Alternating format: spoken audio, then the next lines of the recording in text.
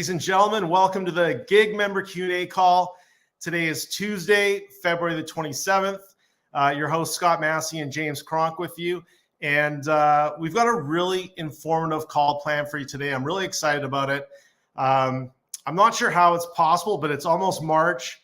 It's time for clubs to start hiring and training for the 2024 season here in most parts of North America. So with that said, who better to speak with on how to do that most effectively and successfully in this day and age than Whitney Reid Pennell, the leader behind the team at RCS Hospitality Group.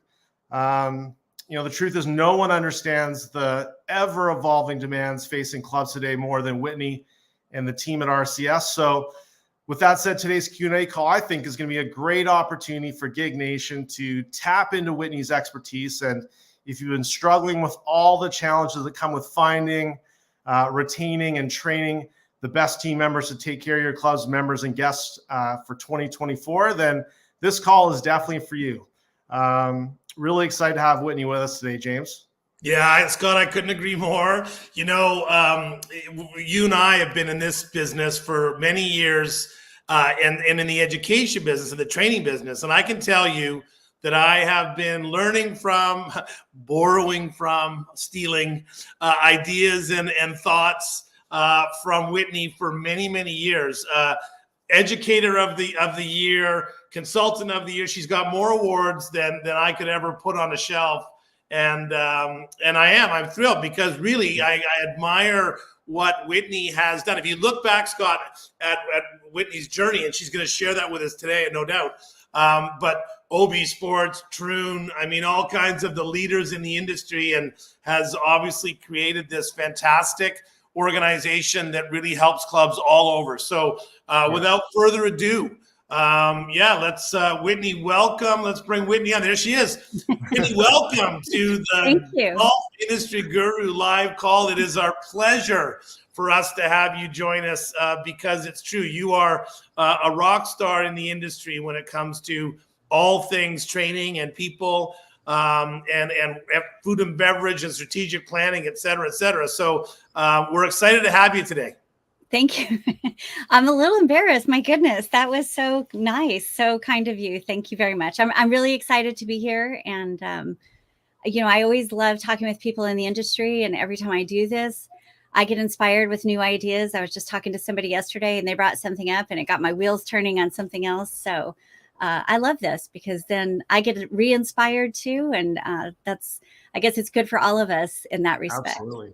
Well, and you and I have chatted about that before, Whitney, which is that, when you're in the helping clubs and helping managers be better business, there is no competition because it doesn't matter where people get information from.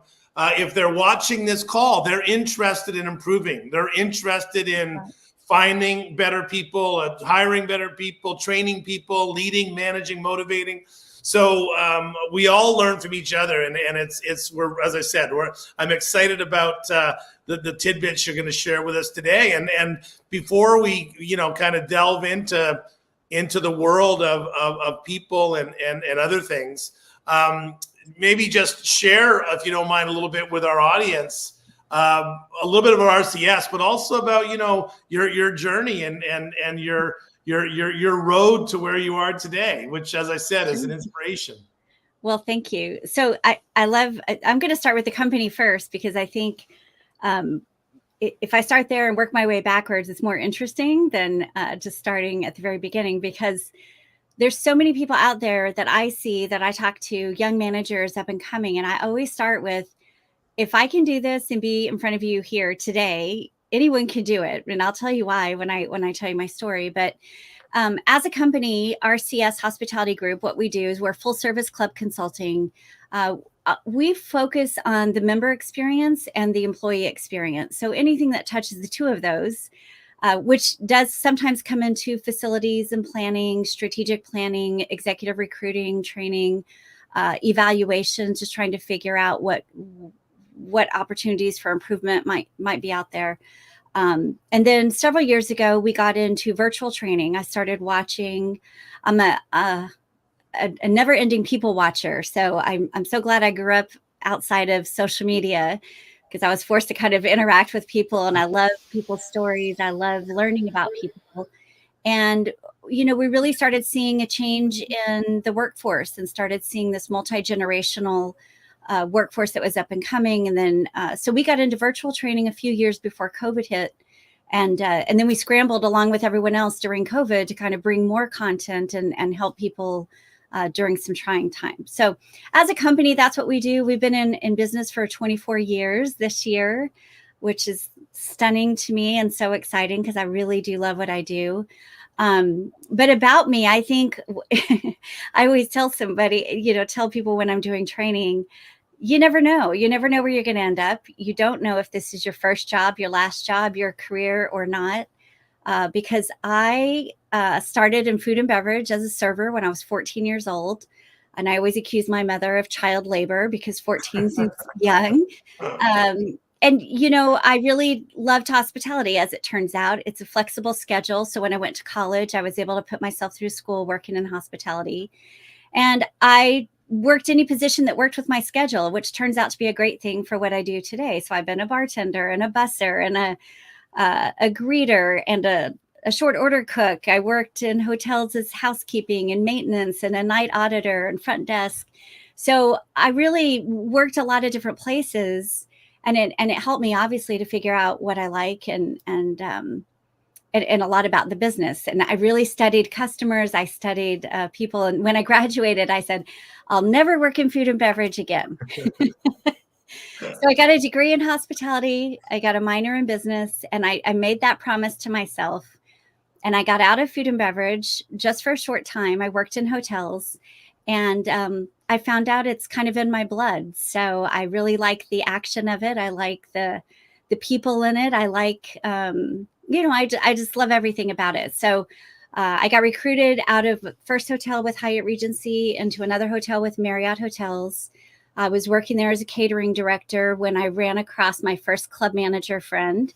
And about 6 months later, he called me and said, hey, you should work in private clubs. And at that time, I didn't even know that existed. I didn't know that was a business. I should have, but I didn't know. And he promised me better hours. And I'm laughing because everybody knows that's not true. But he promised me better hours, better working conditions, which were probably true, and convinced me to kind of take a step backward in my career to go work at a private club. That was Desert Mountain Club in Scottsdale. And I was so lucky to be there when it was really growing. So I got to work directly with the developer at the time. I worked with architects, designers. I was doing feasibility studies on new amenities. I was the only one with catering experience at that time, large scale catering experience. So when they took on a senior tour event, the Tradition, this is many moons ago, I was tasked with the responsibility to handle it. So I was a very young manager with a lot of responsibility. But what I recognized was my corporate training really helped me because I learned finances, I learned systems and procedures, I learned about training. And then what I didn't know as it comes to clubs is true hospitality. I knew hotel hospitality and I knew restaurant hospitality, but I did not understand member service hospitality. And I figure if I could get through Desert Mountain and their very high-end clientele and that large property, I could pretty much do anything. So I feel like I got a little bit of a master's degree in club management there. And somewhere along the way, I think about 6 years later, Troon Golf came calling and asked if I would come to work for them. And they too were in the explosive growth stages. And so I just kept saying yes. And I always tell people that's how I did it. If somebody offered me an opportunity, if they thought I could do it, I just said yes. So for them, I was a regional food and beverage director. I turned into a corporate food and beverage director. I also was their corporate trainer. I was on part of the training team and transition team. And that's how I got to here, because once I did that for them, I worked with probably, and I don't say anywhere between 60 and 80 different clubs. I decided that I really liked that. I liked consulting. I liked problem solving. I liked transitioning. I liked training. And what I learned is clubs are very similar in a lot of ways, but they're also very unique in their respective ways as well. And so I love taking all of that knowledge and all of that experience and now bringing it to our customers and the industry anywhere I can. So very long answer to that, but I think it's important to know that I came the non-traditional route, but it's all because I love people. That's really where it comes from. Well, and it's such an example too, Whitney, of the fact. The one thing I would say, and being in the club business for a while, is that there's so many different avenues people can go, right? Like there's so many, you might be a food and beverage manager one day, but in 5 years or 10 years, you like you said, you could be a consultant, you could be overseeing 20 properties, you could be a catering director for a tour event. I mean, there's all kinds of different things. That's right. So in your experience now today, when you this kind of post-COVID world with regards to the calls you get, like, so the calls you got 5 years ago versus the calls you're getting today, are they different? And are there kind of, I mean, we know about labor shortages, we know about people's attitudes, we know about those things that are different, but what's your experience, and what do you think are some of the reasons that people are calling you these days, of the challenges that they're facing? Well, it's all those things you just mentioned, and I think the staffing shortage was coming before COVID, and COVID just accelerated it in a lot of ways. I think from a management standpoint, some managers who were approaching retirement, or they just couldn't take what was going on, the changing regulations and just everything getting kind of piled on. A lot of people left the industry. Those people left the industry, and it left a gap. It left a gap for managers. So a lot of mid-level managers had the opportunity to move up. My biggest observation there is some of them may not have been 100% ready. It's a great opportunity for them to have, but this is where I'm constantly talking about training, because I believe anytime you take a step up, there's always something, skills, experiences, something that you need to gain to be successful in that role. And during COVID, people moved up and they didn't get the opportunity to get that training because they were short-staffed. Everything was changing. One day you were open, one day you were closed. And so they just had to take on a lot of responsibilities. And, when they came out of the fog, I don't think they had the opportunity to say, wait a minute, I need a little help here. So we get a lot of calls for management training, management coaching, just helping those managers who, maybe struggling a little bit. There is a lot more to know from mid-level to executive level. And if you haven't had that experience yet and you move into executive level too soon, I worry about managers and what it might do to them. And I worry about the operations, because I see it when we go to do evaluations. I can tell if someone is lacking in a certain skill set or experience, or just doesn't really understand something critical to the operation. But I like teaching it, so it works out. But the staffing shortage, the other thing I think has been happening, there's several things. The opportunity to remote work, that really changed everything in hospitality. The educational costs, I know this sounds really weird, but the educational costs really impacted hospitality, because a lot of first-time job people who would have come from the college age workforce, they weren't taking those jobs. They weren't doing those jobs. They weren't doing it in high school. They weren't doing it in college, because education was so competitive and expensive that they needed to focus on their education. So we lost a lot of people coming up into the workforce. We lost some people leaving the workforce. And so now we're in this gap in between, trying to fill the holes as quickly as we can. And it continues to be a struggle. I mean, it does continue to be a struggle for people. And you see the signs out, we'll hire anybody that shows up, or, there's all sorts of anecdotal things that you could talk about. But I think everybody's gotten very resourceful, looking for staffing and tapping into technology to try to combat labor costs. So, I think you just have to. And I think that will continue to be a trend. I think that we'll all have to get smarter with technology and continue to offer the high touch where we need to, but have low touch options. And I think that some of the younger generations of customers and members want those low touch options as well. They view that as good service in some respects. Well, I've said this many times, and like a broken record, I kind of have said that, if your business was broken before COVID, you're still broken. You're just because you're busier now. You haven't all of a sudden, changed. You improved your marketing or your training or your sales or your delivery, which is a generalized statement and unfair. But Whitney, in my humble opinion, there still is a lack of there's still many clubs that don't see the need to do culture development or mid-level training or and that's not to where they get it from. I don't care, but there's still many club managers that don't seem to recognize how all those, like, they'll spend $1 million on fixing their bunkers, but they won't spend $1,000 on training their supervisors or giving them tools to do their jobs better. Right. How do you see that in your I guess A.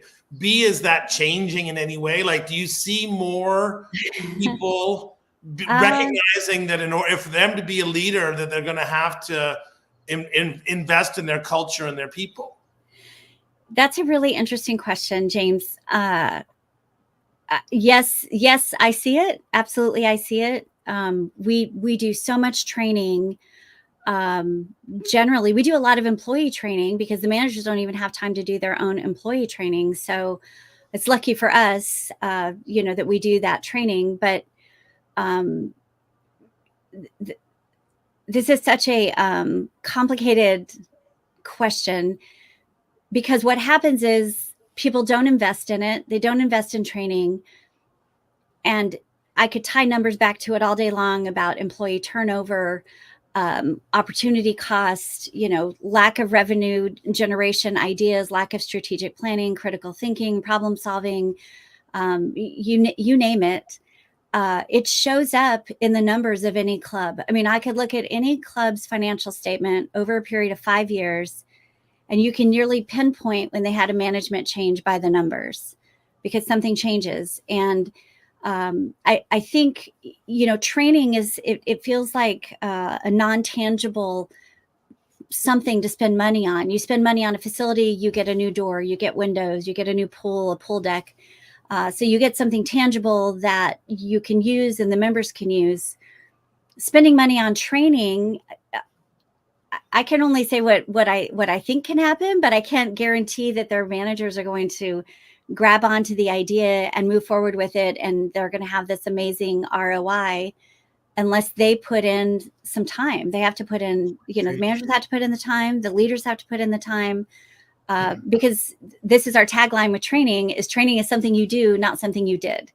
So I think sometimes people think, well, we're going to do training and then we're done. And my constant message is you're nowhere near done. You can't possibly train somebody in a week or 10 days or 2 weeks with everything they need to know, especially in club environments, because there's just so many differences in member service or public golf service than anywhere else that you go. It's just, you have to be savvy enough to understand who's in front of you, why they're there, what kind of investment they're making, what their expectations are, and be able to adjust.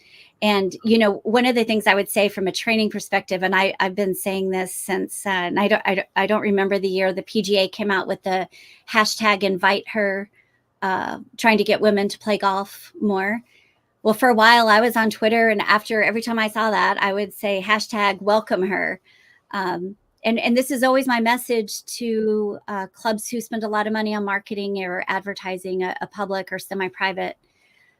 You could spend all that money, and if you don't invest in training, it's money out the door. Because if you can't deliver what you're selling, they won't come back. And I'm a proponent of creating raving fans and loyal customers and make the marketing dollars work in that way. And that only comes with training. Mm-hmm. So when we talk about, and we all saw it, right? People left the hospitality industry, and in particular in certain areas, whether it's in the kitchen or maybe raking bunkers. What I think the question is kind of, what do people want? Like, what do employees want? Like, is it different? Is it changed? Like, is it? I mean, I think it is. I think when we survey people, when we survey staff, and we ask these questions, studies will tell you what's your experience about, what do we need to give people to make us a preferred employer? Sure. Gosh, there's so much. Well, the bottom line is, it's the human condition to want to be recognized and appreciated, first of all. So that's number one. I think recognizing that your employees may be driving past a lot of other employers to get to you every day, and being appreciative of that, is important on a regular basis. I also think generationally, people have a different value of work and a different concept of what work or a job is in their life. The younger generations are using it as their sense of community, and they're looking for their friends to be there and their social network to be there. And I think that there's so many things we could talk for days about what COVID did to that age group of 16 to 24-year-old. They just didn't get a lot of social experiences, so they show up expecting they didn't get first job experiences, they didn't get second job experience, they didn't go out on dates, they didn't go to school, maybe they didn't go to prom. So they're showing up needing and wanting different things out of work. So generationally, I think there's some differences in what people want and what they expect. But obviously, the things that I think have changed is people want a more manageable workload. I talked to a manager in Florida not that long ago, and he said, I have the same number of employees I had pre-COVID, but I'm still 94 people short. I said, wait, tell me the math on that. And he said, nobody wants to work like they did before. And I think COVID changed that. I think everybody, maybe they got a taste of a different kind of life, or maybe just recognize the importance of family or friends or your personal time. So people are looking for more flexibility. And I think, opportunities for growth and advancement, absolutely, especially the younger generations. They when I was in hotels, you had to do certain things before you could reach the next level. And it just felt like it was going to be forever before I got to the next level. And I think that anyone coming out of college into work, or high school, or somebody just looking to start a career, they're looking for opportunities for advancement, and they want opportunities for growth and development. So I think recognition, appreciation, a fair wage for the work that they're being asked to do, some flexibility, and then the last one I would say is treat them like an individual. That respect, getting to know them, maybe even tying their personal goals to your professional objectives, I think is a really good way to retain people and to garner a loyal workforce in that respect. Yeah, it's so interesting when you hear stories, especially in the hospitality sector, about and it gets everything to do also with changing demographics. It has to do with immigration. It has to do with labor forces and other options. It has to do with the recession and all kinds of issues. I mean, if you own a restaurant, my goodness, I mean, at least in the club world, we have a bit more of a bigger attraction. But what I think is really interesting, and what you're talking about too, is that you can't all of a sudden become empathetic. Like either you're a caring leader that wants to listen to their people and has always been that way. You can't take an online course and all of a sudden learn how to, be caring and empathetic with your team and not overwork them or expect too much. So, like you said, that coaching, right? Like it's like if you're the GM, if you're the boss, or if you're a department head, it's all about coaching people, and it's all about that's the soft skills, right? Yes. That seems to keep Yeah. things going. I'm sorry. I was just going to say we've been asked more the last 3 years than ever before to do training on emotional intelligence. And the one thing I would say for anyone who's joining us today or will join us another time, the difference with empathy, and I think this is an important distinction, and it shows up again, sometimes generationally, sometimes in different positions.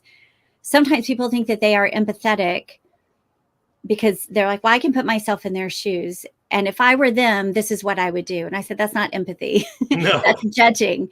So, it's the ability to put yourself in someone's shoes without judgment and just to try to understand where they're coming from. It doesn't mean you agree with them. It doesn't mean you condone their behavior. It doesn't mean that you would do what they're doing. And it doesn't mean any of that. It just means I would need to put myself in their shoes without judgment and try to understand their perspective. And that's a conversation I have a lot with different managers, where one is saying, well, they just shouldn't do that, or they shouldn't act that way, or they're expecting too much out of work. You work to live, not live to work. But some people, this is where that relationship with work in your life comes in. But I think empathy, if I were going to say the word of 2024, it should be empathy, but it should be the word and the definition, and people need to recognize what it is exactly.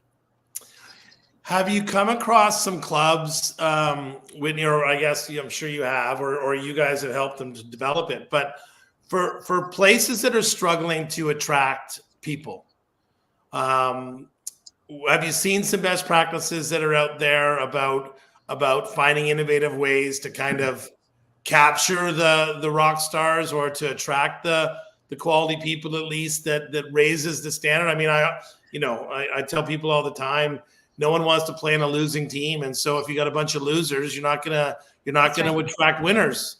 That's right. So you're gonna have to make the changes. But Right. What have you seen with regards to approaches to attract people?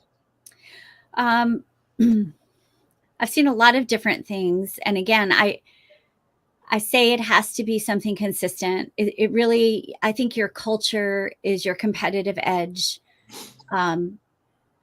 If you're living it can't, sometimes, and I wrote an article about this actually, and I don't remember what the name of it is now, but I wrote an article because I kept running across clubs who said, we believe in flexibility, and we believe in inclusion, and we believe in sustainability, and, all of these different things. And they had it on their website, and they had it in their handbook.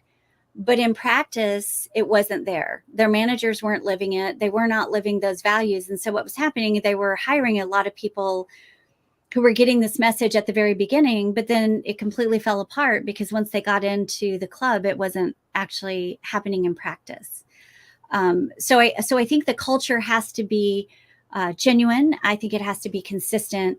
And the best way that I know how is your culture should come through from your job posting all the way through the hiring process into training. And then it should just be reinforced through your day-to-day actions.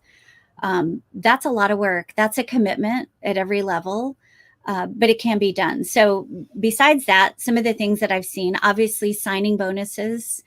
I've seen seasonal sort of stay bonuses, or for maybe college students, come back for Labor Day weekend bonus. I've even seen some clubs pay for school books or mileage, obviously gift cards for anything that you can think of is something. But as we talk about this, I think about one young man that I met in California, And he had been an employee at, I shouldn't say he was he's a young man because he looked like a young man to me. He was just very vibrant, but he had been an employee of the club for probably 40 years. And he said to me, we were there doing a cultural study. So we were there trying to understand their culture and identify what they could do differently. And he just looked at me, and we were doing a focus group. And he said, they just need to know it's about more than the birthday cake. And he said, they come out and they do like this once a year or once a month birthday party, and they think that's enough. And he said, but we're in here every day doing things. And so it doesn't have to be anything major, but maybe just bring up a food truck once and do a special surprise. Just say thank you on the regular, don't wait and tell me during my review. But I thought that was such a great quote. And I even told him, I said, I think I might steal that for an article, but he just said, it's about more than the birthday cake. That's not going to overcome everything else that's not happening. So. Yeah, it's so true. I use in my presentations this great Simon Sinek video when he talks about the barista, right? And it works at Caesar's Palace or the Hyatt and or the Four Seasons, sorry. But yeah, and like you said, you can do all these things, but if they're not genuine and your leaders aren't and this is the problem that we have in our business, because it's so stressful. Like, so, you want a manager to deal with members that are, or often customers that, I think this is the next question, Scott. Tell me if that's correct. It is. Right. Yeah. Okay. So how did COVID create entitlement? How come members lost their minds in private clubs? Generally speaking, we're talking about private clubs. We used to say that in the old days, you joined a club to be with like-minded people, to do like-minded things, to create your social circle. You weren't buying a tea time, which is now that attitude seems to have changed with consumers, that they believe joining a club, they're buying access to an amenity, and therefore, if it's not there for them, they're going to yell and scream and throw a tantrum. Yeah. So, have you seen this shift? I'm assuming you have, because everyone seems to have. But more importantly, how are you explaining it to managers and employees about why and how to deal with it? Yeah, this is an interesting one as well. So yes, we have seen it and we've heard about it, and I've had managers call me and say, I'm leaving the industry because I can't take it, which is very sad. I mean, I think it's very sad. So I think there's a couple different things. I mean, I'm always a root cause kind of person. Like, how did this happen? When COVID hit, clubs who were highly dependent on special events or did not have a full membership really had the light shining on their deficiencies. And once golf was, one of the sports that could carry on during COVID, and we had this membership surge everywhere, the clubs who needed it just took in as many members as they could, and they kind of abandoned their entry process along the way, which is one of those things that keeps the culture strong. So, and the people who joined the club didn't join it for the reasons that their predecessors did. They joined it for the swimming pool. They joined it to be outdoors with their children. They joined it for the safety that it feels like. And honestly, I think the other thing that happened was it showcased clubs that don't have a good membership onboarding process. So just like employees, I think you have to also help people learn how to be a member of a club who've never done it before. Totally. Because what we've seen through our strategic planning is this absolute divide over members who bought into a community and an idea and like-minded people, and this friendliness, and nobody cares, where you came from or what your beliefs are, your political, everybody's welcome if you have the same values. And then you have this other generation who came in and said, I want children's events. I want to be able to work at the club. I want to be able to work out 24/7. I want somebody to bring me a drink by the pool. I don't want to pick up my towels, all these things. And there's a real clash. There's a real clash that goes on. And the managers are the ones who have to enforce the policy. So I have seen that. So we do spend a lot of time on service recovery and role playing about these different situations, these different scenarios that may come up. And we try to do a couple things. One, we try to help the staff see the member perspective, that empathy, try to help them see their perspective, and also become aware of their own emotions so that doesn't get carried away, and just resolve it. But I think clubs generally, this is the prime time to leverage technology and create some really great member training, member orientation and onboarding about what it means to be a member in our club. And I've been recommending in strategy, there's no reason why everybody couldn't have some great videos, especially if you have 35 and younger managers. They're accustomed to being able to go somewhere to get information. And if they don't have a place where they can go and watch a quick video about the dress code, or a quick video about how they're supposed to act at the pool, or I would say a video for children, like this is how you're expected to behave at the club, and make it fun, like they do on cruise ships. They somehow get everybody to wash their hands on a cruise ship, but they do it through these little animated videos. So I think there's plenty of cues we could take from other industries and bring it into clubs. But I think part of it is not educating members about what the club is and what the expected behavior is. I've seen more member conduct committees formed since COVID than my entire career. So but then it just turns into a whole other kind of slippery slope of policing people. And, it kind of goes against everything that clubs were meant to be. But yeah. Thank you. That's great. I couldn't agree more. And it kind of leads into, I think, the next question, Scott. We talked about it with the fellow or the person, whoever it was, that said, I can't put up with this anymore. Right. I'm fed up in the business. And if you're around this business long enough, you can see the successful ones and why they are successful. I've said this before many times, Whitney. I would last as a private club general manager for about a day. Okay, maybe a day. I faked it this past summer for 6 months, and it was incredibly challenging. And being a great manager, but the reality is that the tenure of a club manager in the club world is not very long, and you see all the skills, the soft skills that people have. You got to love people. You got to be a great communicator. You got to do all kinds of things. But there are, in my opinion, there are some other things that you need to have in this kind of weird world we live in, which is the club world and the golf world, right? What's your experience like? What would you say if you're looking for if you're trying to give coaching to a manager? What are the top 3 things you would have them work on?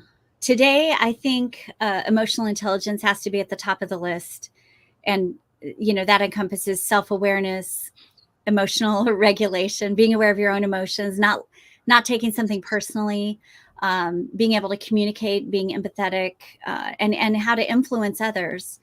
I think if you look at social media, you can see that, if somebody has a different idea than you do, people just behind the screen, they just go crazy on a keyboard. And you can't bring that into the workplace. You can't bring things like that in, because you have every person from every walk of life and different backgrounds and different experiences. And that's actually the beauty of the business, I think. So trying to bring some of that into the club will never work, in my opinion. So, I think you have to have the emotional intelligence. I think you have to genuinely like people. I mean, I think you have to have some, if you don't like people, obviously this is not the place for you. Obviously you have to be business minded because you are running a business. But it's the leisure business. So the very best skill that I can think of, and I'm thinking about a manager who's recently retired, and he's just one of my favorite managers in the world. He had this unique ability to run this leisure business where he taught his team how to run the business, but also show only the leisure aspect. So he could talk to the members. His team talked to them. The members had a great time. It was a very successful club. But if he needed to run the business or have a difficult conversation with a member, he took that on and he did it. So I think you have to have some problem solving skills, and you have to be diplomatic, and really leave your ego at the door. I mean, I think, anyone who struggles with any kind of criticism, self-esteem issues, or has a tendency to, take things in a personal level, it'd be very hard to be a club manager, just because people aren't always saying please and thank you back. And you just have to be okay with that. And you just have to get on with your day and not let it keep you up at night. And that's easier said than done, for sure. Well, I think also what it just makes me think about is like, so where do I get that? Right. I mean, like, we don't, that's I always think the fascinating thing about our business. Yes, there's certification. Yes, you go to conferences, you listen to speakers, but you have to be self-motivated. Yes. To teach yourself or to learn about, how to read other people, how to deal with conflict, it's always so interesting because once again, where's the time? You got to have the desire, then you got to have the ability, and then you got to find the time to make it all happen. And it's why one of the reasons why I think our business is really complicated and difficult to do. I always say it is rocket science because there's so many different challenges and things that are coming at you, right? That's right. Running a multi-million-dollar business, leading staff, but delivering, basically speaking, a hobby, an experience, right? It's fascinating. Well, and it's a completely different business model. I think I see a lot of managers who are really focused on the tiniest dollars and cents of every little action, of every little thing. And in a club environment, you have to take a 40,000 foot look a little bit, and you have to be able to deliver. And if you deliver, there's plenty of time to manage the business. There's no doubt about it. But if you can't deliver without it feeling like somebody's being nickel and dimed, it won't work either. I mean, that's what I mean. It's the leisure business, and you have to be able to make everybody feel the leisure side of the business. And that is not an easy thing to do. And there's a lot of really good managers out there who have done it. And I think this is another thing with some of the mid-level management. They know a lot of things. They have access to information. They're very smart. They understand finances, but it's the people skills that some of us who grew up without a cell phone, who couldn't be on the phone past 9 o'clock, who played outside in the yard and worked out all of our social skills on the playground, so to speak. They just don't have that same experience. And so that's something that is trainable, but to your point, people have to want to learn. And the other thing I would say, you brought up Simon Sinek a minute ago. He's got another great video about the, I think it's Generation Z, and he's talking about them coming into the workforce. And he says they're conflict avoidant, so much so that they won't go to their boss and have a conversation and say, I'm not feeling appreciated, or I want a raise. They'll just leave. They'll just ghost their employer. And I think that's another thing. And so, from training perspective, one of the things we've been talking about is sometimes we have to expose people to concepts differently because they have not yet had to self-reflect. They have not yet had to be self-motivated. Some of them haven't even had to wake themselves up. You know, and the other thing is you have to meet them where they are. You have to understand where they're coming from, what they understand, so that you can connect with them. You know, just a very quick story. We used to teach in food and beverage that you would put the main dish, main part of the plate down at 6 o'clock in front of the guest. And I had a young lady, I think it was last year, she raised her hand in one of our trainings and she said, I don't understand. How can we serve everybody at 6 o'clock if some people come at 7? She's never read a clock. She's never read a clock. So I had to change everything, you know, but that was a good lesson for me about different generations and being able to connect in different ways. So, you know, I think patience has to factor in there somewhere about those skills, but certainly I think just recognition of this multi-generational workforce and the differences and the strengths that come with that and being able to build upon it.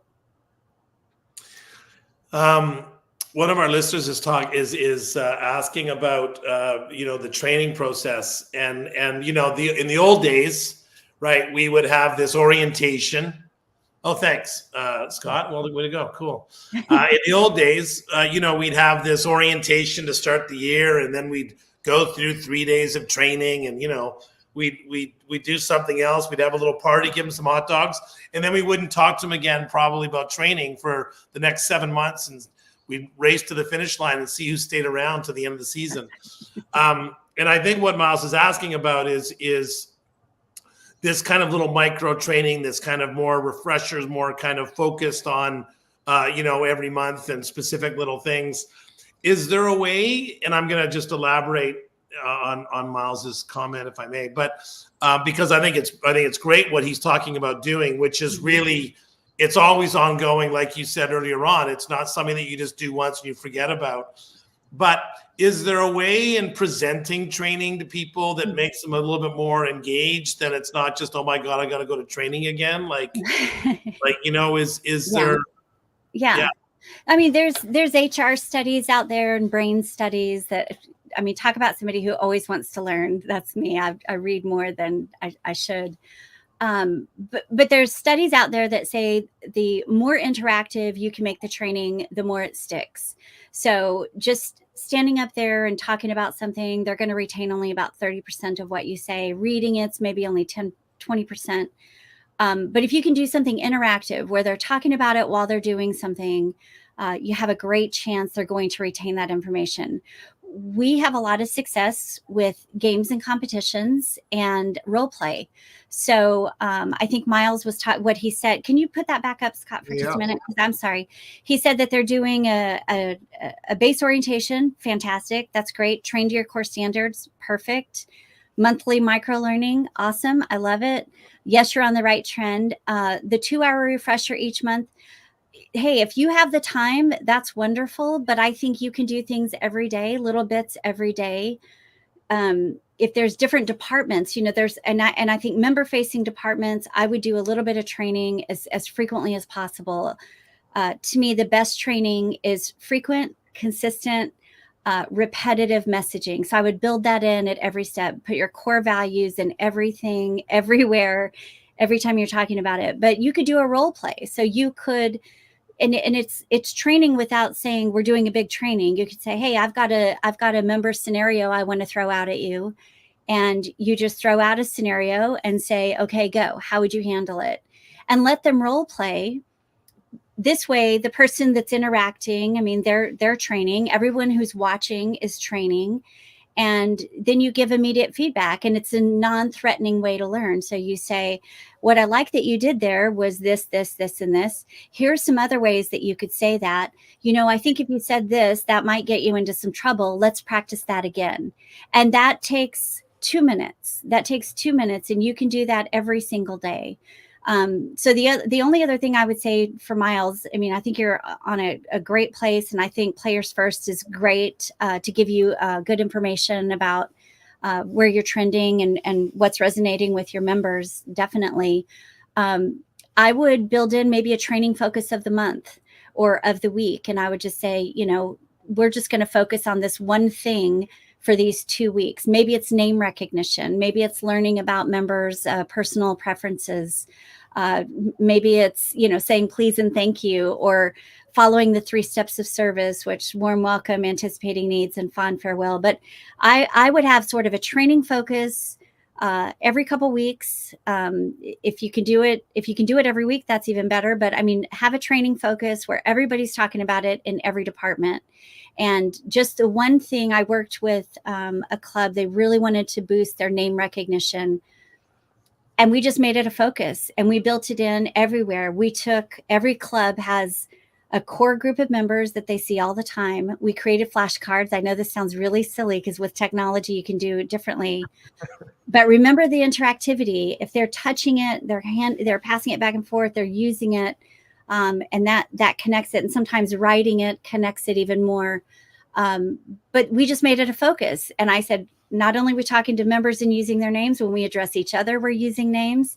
We're learning everything we can about each other. So we started setting habits about, hey, what was your favorite concert? Where did you travel last? So just helping them to learn how they could do those same things with members to get to know them. That's awesome, Whitney. That's awesome. That what you just described, right, needs to be embraced from the top down, right? Yeah. Yes. And one of the challenges is, and I find in my travels, is that people want to do these things, but they don't have the scripts. They haven't identified their service values, right? Mm-hmm. They're not clear on what their deficiencies are. They're not. They don't have the tricks and the tips and the tools that they want, that they need, right? I mean, Miles is an example of a club that will have those things because that's in Miles's DNA, right? Mm-hmm. He's a customer service, employee service. He's going to have it in his DNA. Mm-hmm. But lots of managers, especially new ones, like you said, the person that just got promoted because there was no one else to take the job. They don't have the tips and tricks and tools to kind of make that stuff happen. I think that's, mm-hmm. and I think that what I would always say to a club is like, what's your toolbox look like? If you got a great toolbox, then it's about delivery. Then you can go. But if your toolbox is empty, mm-hmm. then you gotta spend some time building up the toolbox and making sure that everyone's clear about what they're gonna do. And that's why they hire people like you. So that's how we've stayed in business all this time. The other thing I would say about your toolbox analogy, some clubs have the tools in their toolbox. They haven't taught the managers how to use the tools, or they haven't taken the time. And, the other thing is turnover is such a hard thing for a club. And it's just, and since COVID, everyone is kind of stuck in this churn and burn. They hire, they train, they work a little while, then they leave. And so some managers, I think, feel a little bit beat up, and they feel like, well, I'm not going to put in the time because they're just a seasonal employee. They're not going to stay that long. And I just go back to that old quote. And I actually had this conversation one time with the president of a company, but I said, he's like, if we put all this money in and then they leave, what do we do? And I said, well, what if we don't do anything and they stay? I mean, Henry Ford. What are you going to do, right? I believe in putting in the time and putting in the training and making people the best that they can be at any level and wherever they can go. But yeah, I mean, the toolbox thing is great, and a lot of clubs have it. If they experience turnover, there's no one there to pick up the torch and carry it forward and say, here's our toolbox and let me show you how to do it. And that's where the inconsistency comes in, because then every time, if you don't have a strong culture, every new person that comes in has the ability to rock your culture. And if you have an influx of new people, it's like an earthquake to your culture. So there always has to be a cultural torchbearer on the team. So, I think that's something that goes back to kind of strategic planning. I'm a fan of building that in and having that a core value, that there will always be someone who knows our toolbox and knows how to use every tool in it, and will show people with this very structured way of learning. So you mentioned in the very, very beginning about what people want. We were talking about they want to be working with other people that they have similar values, and whether they're friends or not, but that they're around a group of people that they're a team, I guess. If you were going to give an idea to a club manager or a department head about an exercise or something they could do in the next 2 or 3 months to create a team, to help, build that strategy, is there something that you find is really, really helpful in making that happen? Is there something that you use in your toolbox that is successful? Sure. Well, honestly, just some of the get to know you kinds of exercises are great for team building. I was just at a club helping them do some opening training for a clubhouse reopening. And every day we would review what we talked about yesterday. And then we would just do a quick, like I said before, what was your favorite concert and why? And it takes a little bit of time for everybody to get through it. But what you're doing is they're finding common ground. They're getting to know each other a little bit better. If they connect with each other, they're less likely to leave. I mean, that's part of engagement.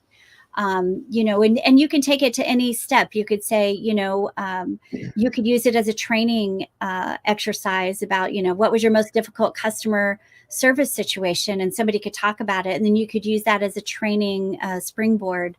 But I think anything like that, any sort of problem solving, give them a simple task and everybody has to come together and work together. We have something in one of our manager trainings. It's a little levitation stick, and it's so simple, but it's a great team building exercise. Everybody they could only touch it, with one finger, I think, or something. And they have to be able to go up and down with it as a team. So it requires them to work together, communicate, cheer each other on, so I think anything that they have to work together on something that's simple, right? That doesn't require somebody to say, well, I'm the expert at this, just a simple obstacle course, or, like you did in high school, build the egg drop or something, something like that, where they have to just be creative, use their ideas, have a little bit of fun, get to know each other a bit more. I think those are always successful for team building. Awesome, love it. Whitney, we're at the end of our time. I think there's 22 questions I didn't get to.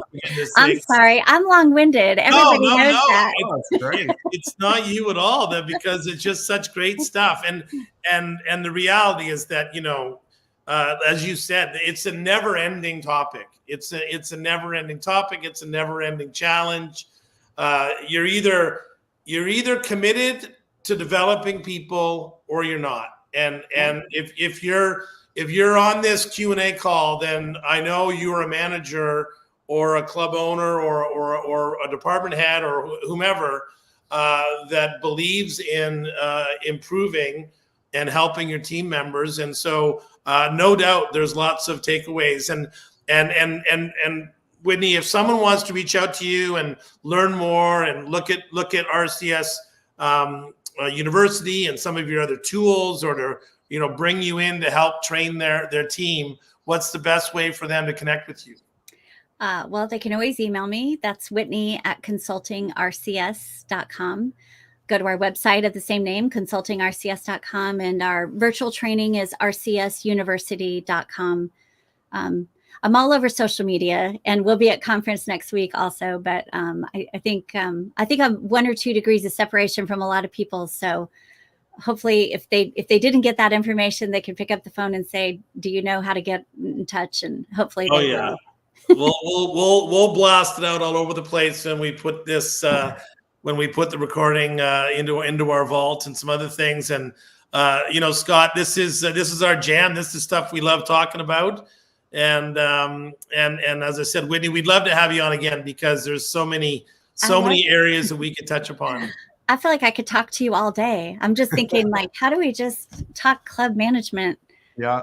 forever? Just there's so many different things out there that need to be said, and people I'm sure would like to know and talk about and participate in. So and I just want to add one last thing about the manager skills. I just thought of one because you brought it up.